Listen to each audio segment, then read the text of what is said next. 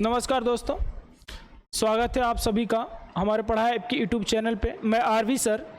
Daily हम लोग math के 5 सुपर सीरीज के क्वेश्चन इस पढ़ाई ऐप पे देते हैं। उसी प्रकार आज भी हम लोग मैथ के 5 सुपर सीरीज के क्वेश्चन को लेके आए हैं जो डेली इस पढ़ाई ऐप पे दिया जाता है।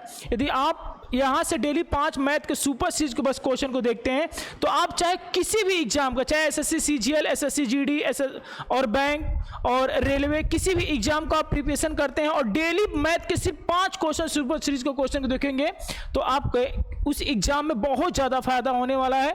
क्योंकि यहाँ से डेली जो 5 सुपर सीरीज क्वेश्चन होते हैं ना, हर एक टाइप के अलग अलग क्वेश्चन आपको प्रोवाइड किए जाते हैं। ठीक है, तो आज के सुपर सीरीज के क्वेश्चन को हम लोग देखते हैं। आज का सुपर सीरीज का पहला क्वेश्चन है आपका, क्वेश्चन है, बोला है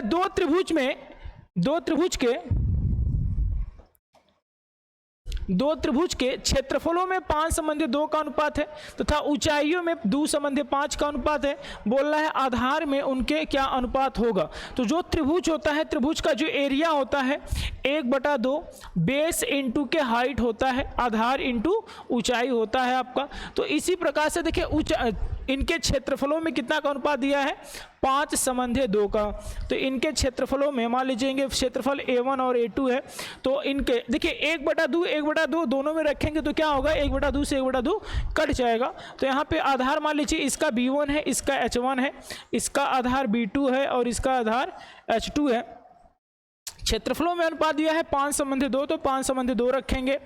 और बेस में पूछ रहा है तो बेस का बताना है हम लोग को। ऊंचाइयों में अनुपात दिया है 2:5। देखिए 5 से गुणा कराएंगे, 5×5 = 25 और 2 दूना के 4, यानी कि बेस में जो अनुपात होगा 25 कितना का हो जाएगा, 4 का। जो इस सवाल का राइट आंसर हो जाएगा आपका ऑप्शन नंबर बी, इस सवाल का राइट आंसर हो जाएगा। ठीक है, तो आपको कुछ नहीं करना है, एरिया बराबर होता है 1/2 आधार इंटू ऊंचाई, और आधार इंटू ऊंचाई यानी क्षेत्रफलों का अनुपात दे रखा है। तो यहाँ पे B1 और H1 रखेंगे। आधार मान लीजिए पहले त्रिभुज का हो गया, दूसरे त्रिभुज का आधार मान लीजिए B2 और H2 हो गया, और 1/2 दोनों में कट ही जाता है, इसी वजह से नहीं रखे हैं। क्षेत्रफल में अनुपात दिया है 5:2, ऊंचाइयों में अनुपात दिया है 2:5। तो कैलकुलेशन करेंगे तो यहाँ से B1 और B2 का जो रेशियो आएगा 25:4 का आपका रेशियो आएगा। तो इस सवाल का राइट आंसर जो हो जाएगा option number B right answer होगा। ठीक है, अगला क्वेश्चन देखते हैं। अगला क्वेश्चन है आपका क्वेश्चन नंबर 2 है। बोल रहा है 1 से 400 के बीच 2 और 3 से विभाजित होने वाली कुल कितनी संख्याएं हैं। देखिए संख्या मतलब पद, कितने पद हैं ऐसे जो 2 और 3 से कटेंगे। तो 2 और 3 से कटने का मतलब कि इनके एलसीएम से कटना चाहिए 6 से। तो पहला पद होगा जो 6 होगा। प्रथम पद कौन सा होगा, 6 होगा, और अंतिम पद जो होगा 396 होगा। कौन सा होगा, 396 अंतिम पद होगा जो 396 होगा। तो पद बराबर होता है आपका, पद बराबर होता है अंतिम पद माइनस के प्रथम पद बट्टा में सर्वांतर प्लस के 1। ये आपके पद निकालने के लिए कोई भी श्रेणी दिया हो आप पद निकाल सकते हैं। यहाँ से अंतिम पद माइनस प्रथम पद बट्टा में सर्वांतर प्लस के 1, यानी अंतिम पद 396 है, प्रथम पद 6 है, तो यहाँ पे अंतिम पद के स्थान पे 396 रखेंगे और माइनस के प्रथम पद 6। सर्वांतर का मतलब होगा कि 6 से जो कट रहे हैं, जैसे कि 6 के बाद कौन सी संख्या होगी, 12 होगी, यानी इनका अंतर जो होगा 6 का अंतर हो रहा है, तो 6 से भाग करेंगे प्लस के 1। देखिए 396 में से 6 घटा देंगे तो 390 बच जाएगा, और बट्टा में 6 प्लस के 1, इसको काटेंगे हम लोग तो 65 बार में कट जाएगा, प्लस के 1 जोड़ देंगे कितना हो जाएगा, 66। तो इस सवाल का जो राइट आंसर हो जाएगा आपका ऑप्शन नंबर सी, इस सवाल का राइट आंसर हो जाएगा। ठीक है, देखिए कुछ बच्चे बोलते हैं, कुछ लोग ऐसे बनाते हैं 400 और 1 का बीच का अंतर जो हो जाएगा आपका 400 और 1 के बीच का अंतर हो जाएगा 399, और 6 से कटना है तो 6 से डिवाइड कर देंगे तो आंसर आ जाएगा 66। बेटा यहाँ पे आंसर तो आ जा रहा है, लेकिन कभी कभी क्या होता है गलत होने का चांस होता है। क्यों? क्योंकि जब पूरा पूरा कट जाता है ना तो वहाँ पे गलत होने का चांस बन जाता है।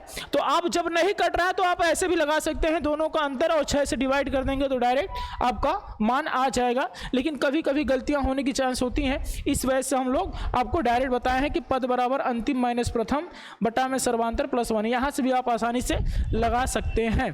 तो इस सवाल का जो राइट आंसर हो जाएगा आपका ऑप्शन नंबर सी हो जाएगा। ठीक है, अगला सवाल देखेंगे।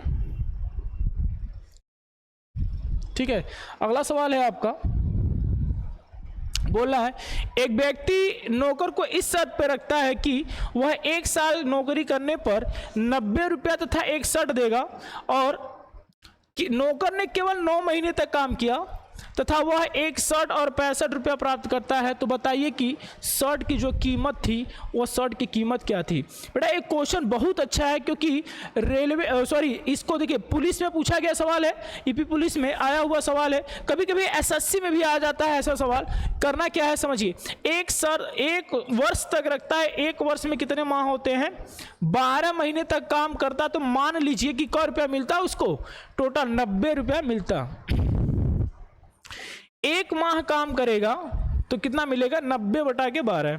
ठीक है, बोला है 9 महीने तक काम किया, तो 9 महीने का निकाल लेते हैं हम लोग, 9 माह का, तो 90 बटा के 12 इंटू के 9, 3 से काटेंगे 3 बार में, 3 से काटेंगे 4 बार में।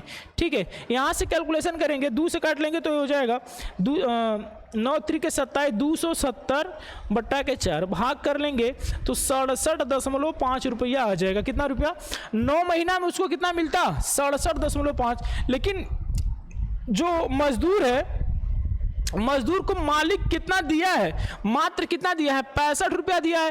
तो देखिए शर्ट में तो कोई कंजूसी किया नहीं है, क्योंकि पहले भी 1 शर्ट देता था, अब भी 1 शर्ट दे रहा है। तो कर क्या रहा है वो कि 65 रुपया दे रहा है, और उसका हुआ कितना 9 महीने का 67.5, यानी कि जो शर्ट होगी, शर्ट की कीमत कितना हो जाएगी, 2.5 रुपया।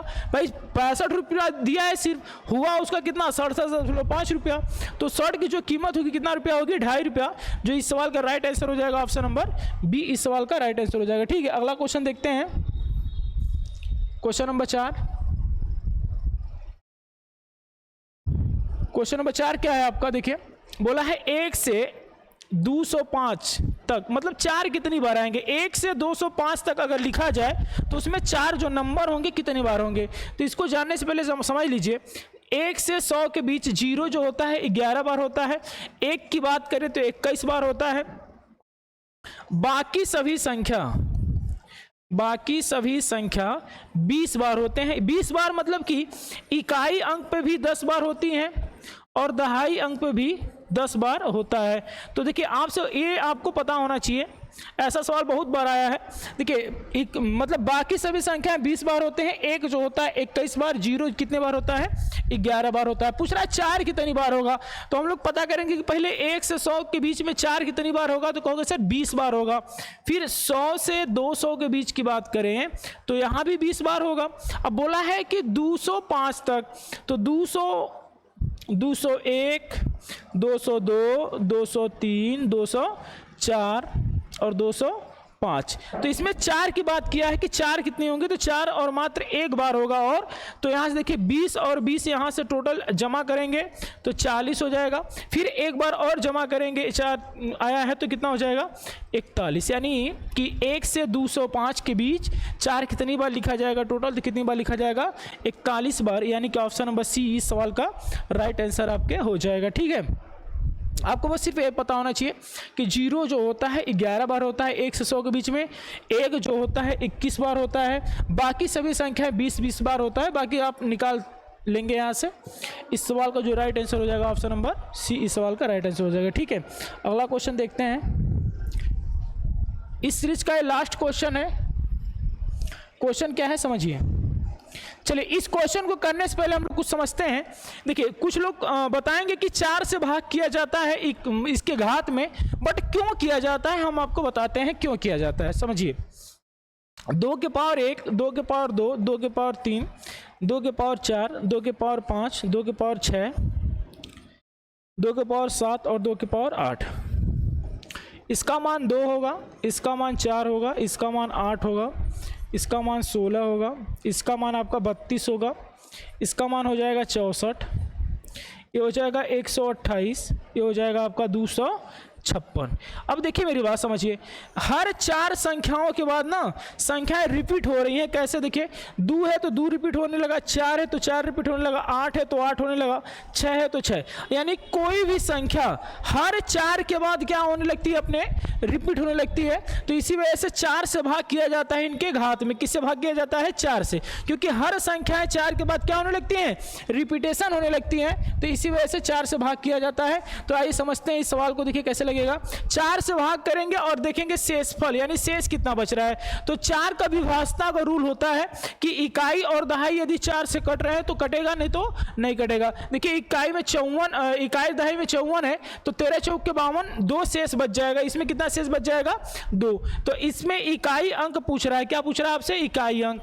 तो इकाई अंक इसका कितना है? 7 है। हमको इकाई अंक से सिर्फ मतलब है, तो इकाई अंक 7 है और पावर कितना है? 2। तो 7 का स्क्वायर जब करेंगे तो 49 होगा। यानी इकाई अंक में कितना आ रहा है? सिर्फ आपका आ रहा है 9। इकाई अंक पे कितना आ रहा है? 9।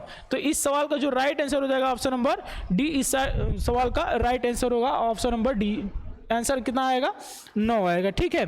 तो अगर आपको वीडियो अच्छा लगे तो आप अपने दोस्तों में इसको शेयर कीजिए और वीडियो को ज़्यादा ज़्यादा लाइक कीजिए। ठीक है। और कमेंट में बताइए कुछ, और अगर चैप्टर वाइज आप पढ़ना चाहते हैं हमसे तो आप इसको कमेंट में बताइए। ठीक है। और आज के लिए बस इतना ही। धन्यवाद।